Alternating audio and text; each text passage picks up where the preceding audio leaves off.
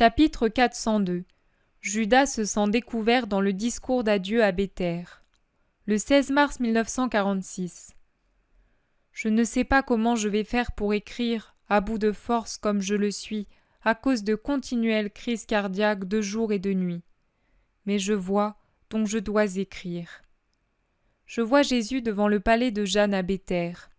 À cet endroit, le jardin qui précède la maison s'élargit en 2 ailes vertes qui l'encerclent, formant ainsi une petite place semi-circulaire, sans plantation au milieu, mais entourée de grands arbres très vieux.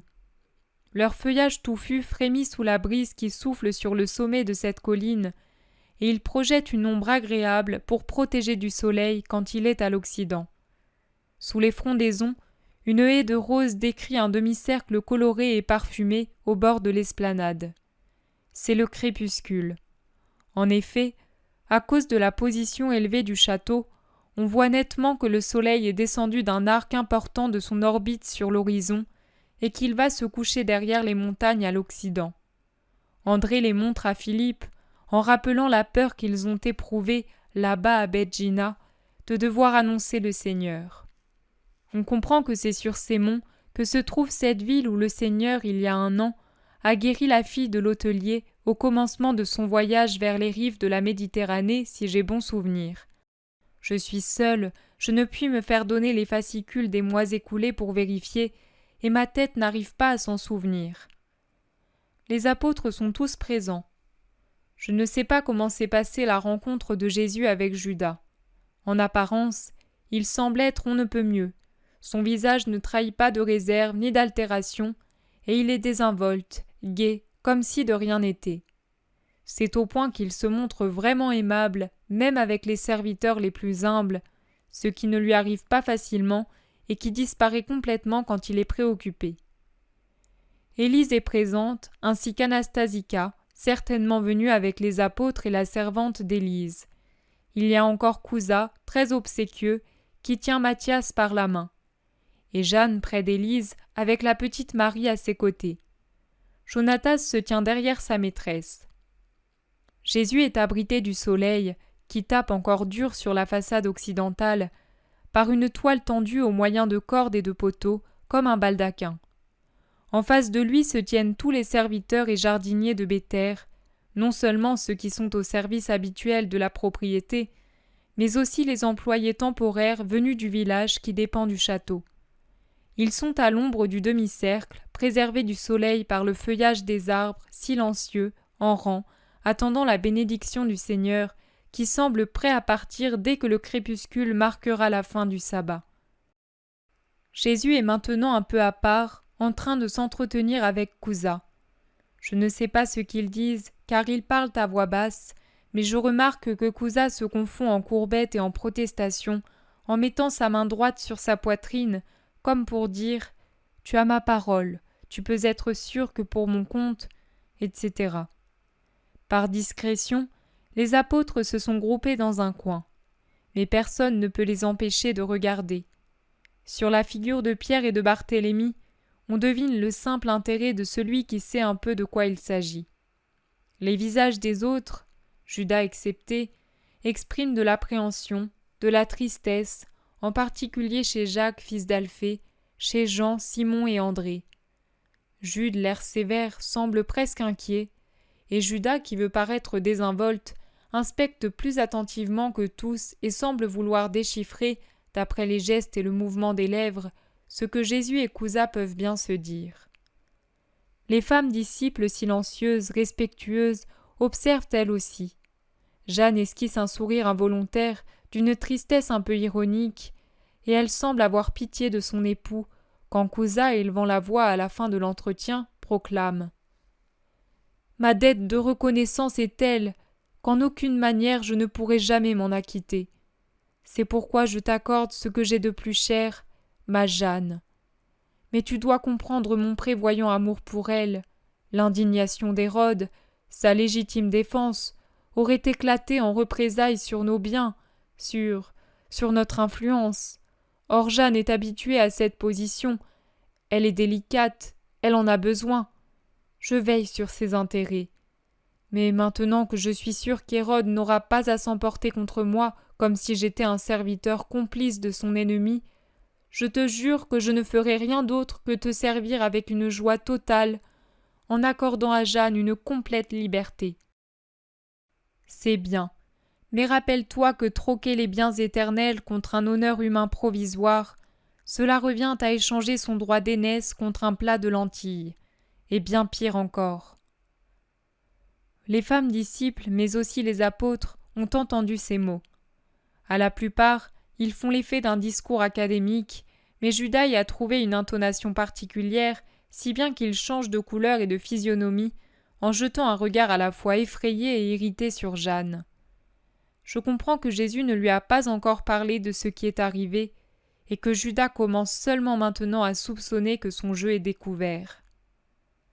Jésus s'adresse à Jeanne.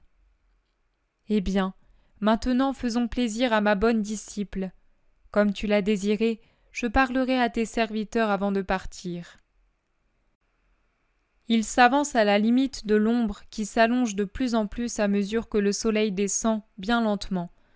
On dirait déjà une orange coupée à sa base, et cette coupure augmente tandis que l'astre disparaît derrière les montagnes de Beth Jina, en laissant une rougeur de feu sur le ciel clair. Mes chers amis Kouza et Jeanne, et vous, leurs bons serviteurs qui connaissez déjà le Seigneur par mon disciple Jonatas depuis de longues années, et aussi grâce à Jeanne depuis qu'elle est ma disciple fidèle, écoutez. J'ai fait mes adieux à tous les villages de Judée, et j'ai des disciples plus nombreux grâce au travail des premiers d'entre eux, les bergers, et à la manière dont ils ont répondu au Verbe qui est passé en instruisant pour sauver.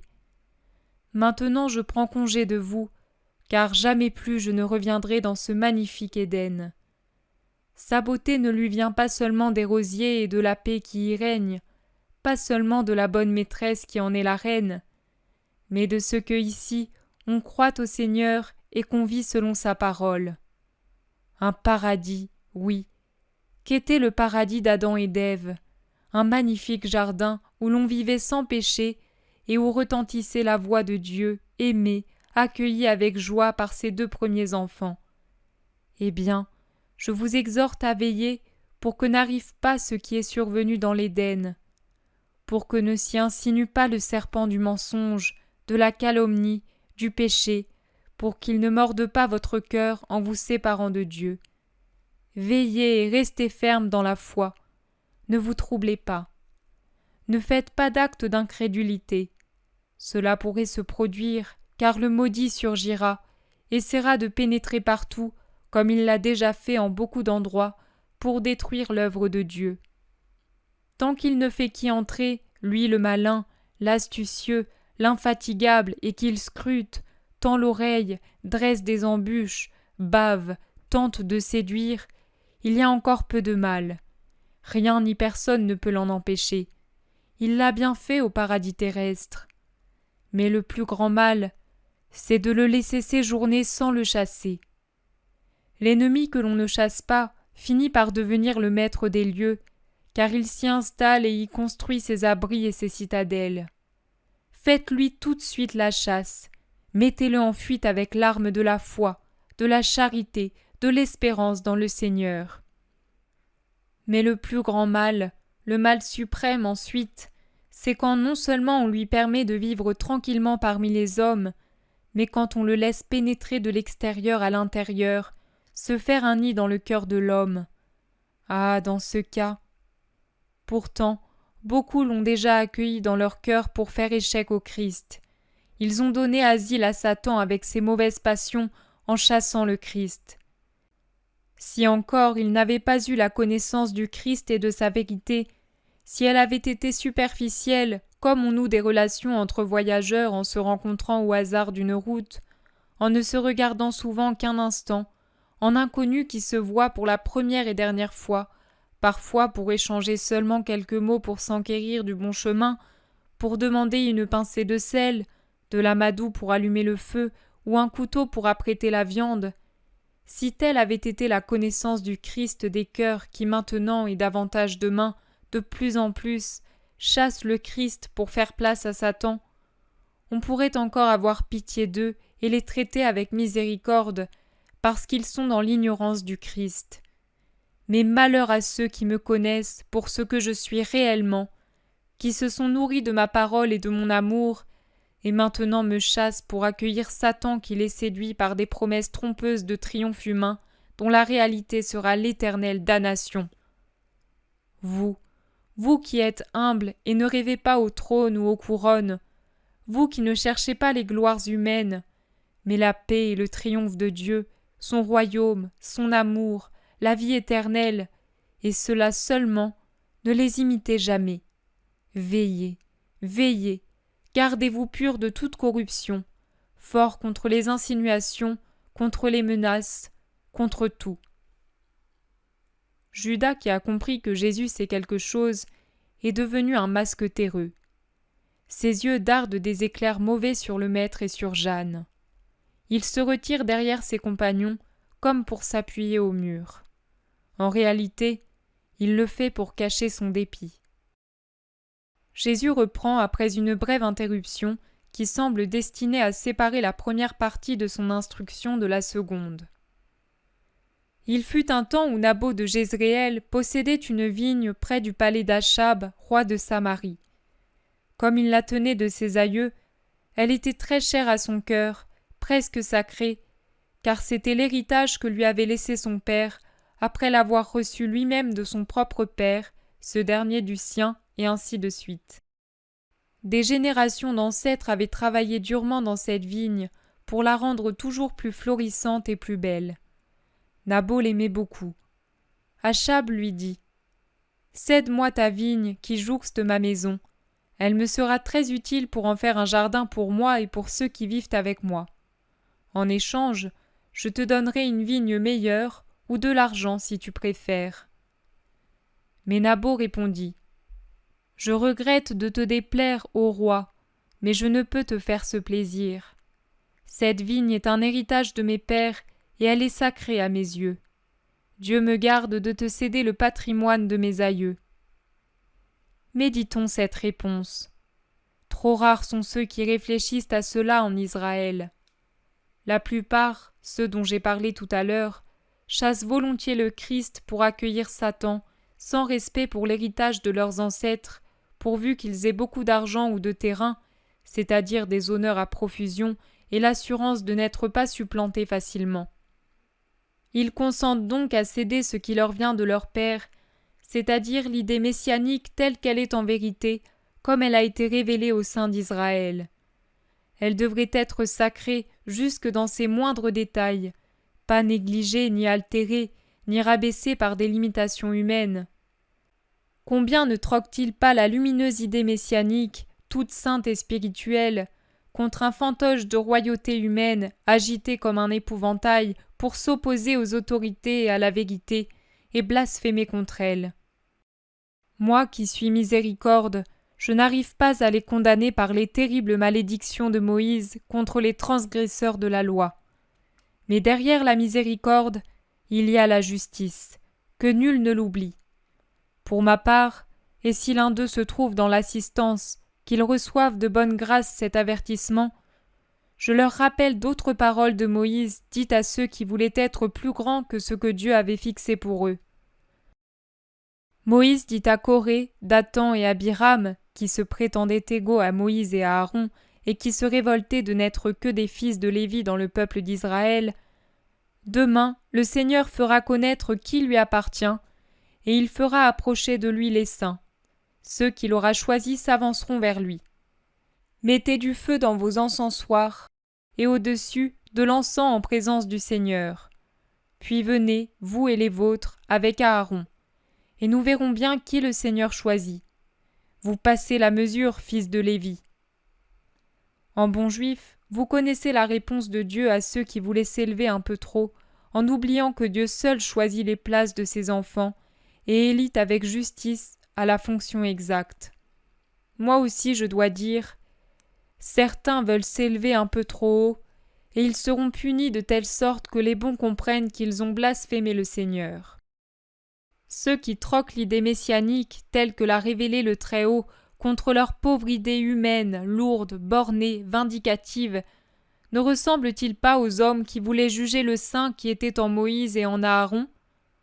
À votre avis, ceux qui, pour atteindre leur but, la réalisation de leurs pauvres projets, veulent d'eux-mêmes prendre des initiatives en les prétendant orgueilleusement plus justes que celles de Dieu, ne veulent-ils pas trop s'élever et devenir illégalement race d'Aaron alors qu'ils sont de la race de Lévi?